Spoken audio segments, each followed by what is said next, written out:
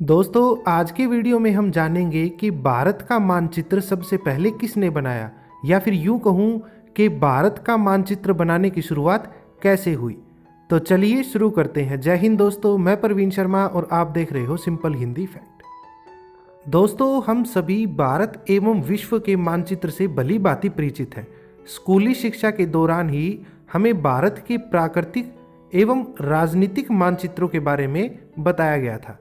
लेकिन क्या आपने कभी सोचा है कि भारत का पहला मानचित्र किसने बनाया था, या फिर आज हम भारत के जिस मानचित्र को देखते हैं उसका निर्माण किसने किया था? आइए जानते हैं।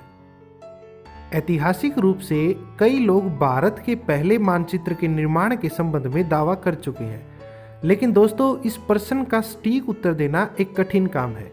आज हम 3 व्यक्तियों के नामों का उल्लेख कर रहे हैं जिन्होंने अलग अलग कालखंड में भारत के मानचित्र का निर्माण किया था, या फिर यूं कहें कि भारत के मानचित्र के निर्माण में अपना योगदान दिया था। वो व्यक्ति हैं एरेटोस्थेनेज, टालमी, विलियम लैम्पटन और जॉर्ज एवरेस्ट।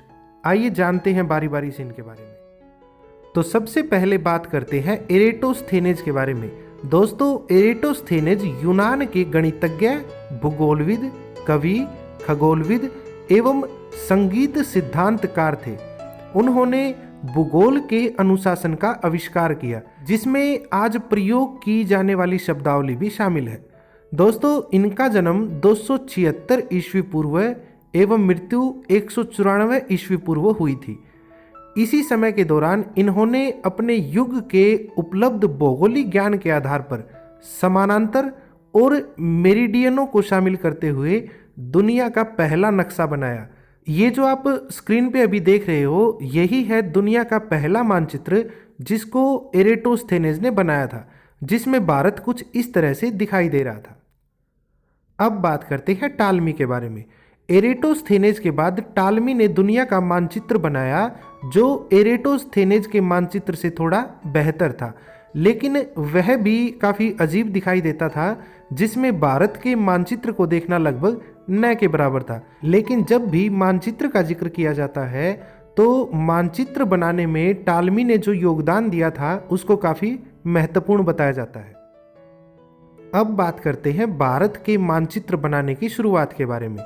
दोस्तों, 18वीं सदी में अंग्रेजों ने भारत पर शासन करना प्रारंभ किया। 1757 में प्लासी की लड़ाई में अंग्रेजों ने बंगाल के शासक सिराजुद्दौला को हरा दिया था। बंगाल पर विजय प्राप्त करने के बाद अंग्रेज वहां के लोगों से कर वसूलना चाहते थे, लेकिन उस समय मानचित्र उपलब्ध नहीं होने के कारण अंग्रेज बंगाल की सीमा क्षेत्र को सही तरीके से नहीं जानते थे। अतः उन्होंने भारत के मानचित्र को तैयार करने का निर्णय लिया।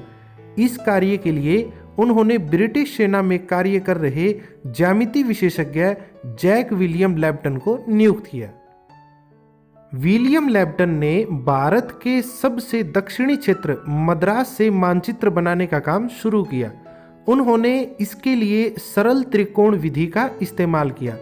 दोस्तों, लगातार 18 साल तक कार्य करने के बावजूद लैम्पटन भारत के नक्शे के 1/3 हिस्से को भी पूरा नहीं कर सके। इसके बाद उन्होंने अपने काम से रिटायरमेंट ले ली और उनके स्थान पर जॉर्ज एवरेस्ट को नियुक्त किया गया।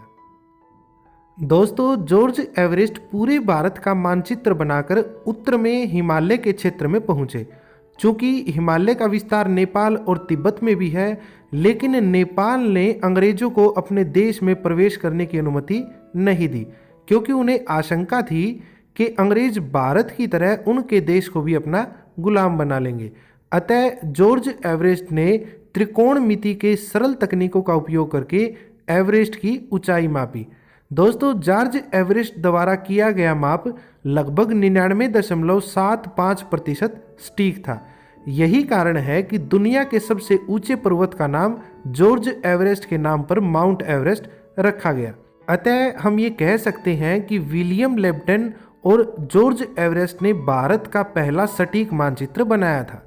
तो दोस्तों, ये थी भारत के मानचित्र से जुड़ी हुई कुछ बातें। उम्मीद है वीडियो आपको पसंद आई होगी। बने रहे हमारे साथ ऐसी ही रोचक जानकारियों के लिए। जय हिंद, जय भारत।